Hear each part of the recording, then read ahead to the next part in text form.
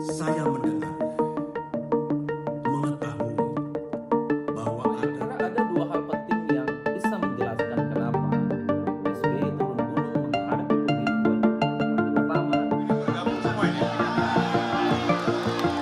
Bukan mau tenang, Pak. Terima kasih Mas Teguh. Ini sahabat-sahabat DPD se-Indonesia.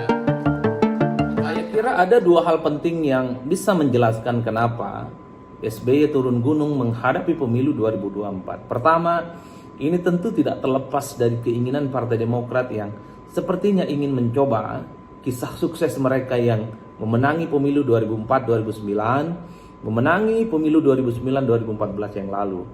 2024 tentu diharapkan menjadi momentum politik yang angin keberuntungannya akan berpihak kepada Demokrat. Tentu saja mengkapitalisasi berbagai isu yang kemudian bisa memantik simpati dan dukungan publik. Tidak mengherankan kalau belakangan ini SBY dan AHY silih berganti menyerang Jokowi. SBY dan AHY silih berganti mendowngrade segala hal yang sudah dilakukan oleh Jokowi.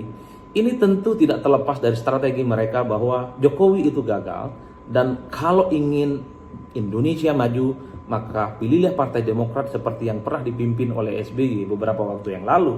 Tentu ini adalah serangan politik yang harus diuji kebenarannya. Tapi terlepas dari itu, ini adalah strategi supaya Demokrat mendapatkan simpati dan dukungan kembali di 2024 yang akan datang.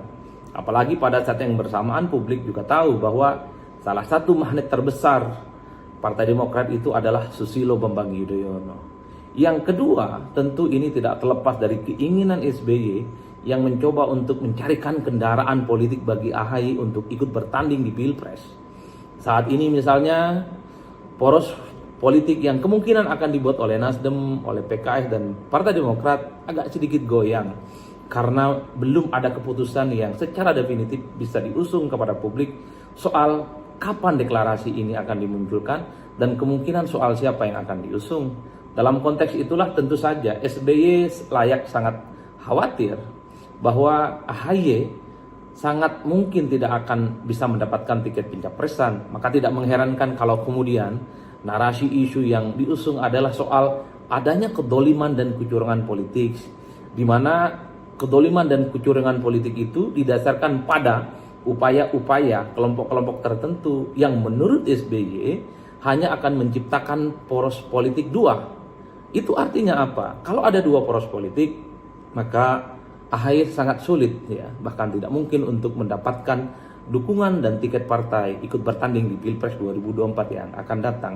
Saya kira dalam konteks itulah maka kita baca secara jernih bahwa keinginan SBY memenangkan Partai Demokrat dan menjadikan partai kepada AHY menjadi relevan dalam konteks membaca kenapa SBY belakangan ini harus turun gunung. Padahal secara umum kita juga tahu bahwa dugaan-dugaan kecurangan pemilu 2024 yang dihembuskan oleh SBY itu kan sangat sumir dan sangat mudah untuk dibantah.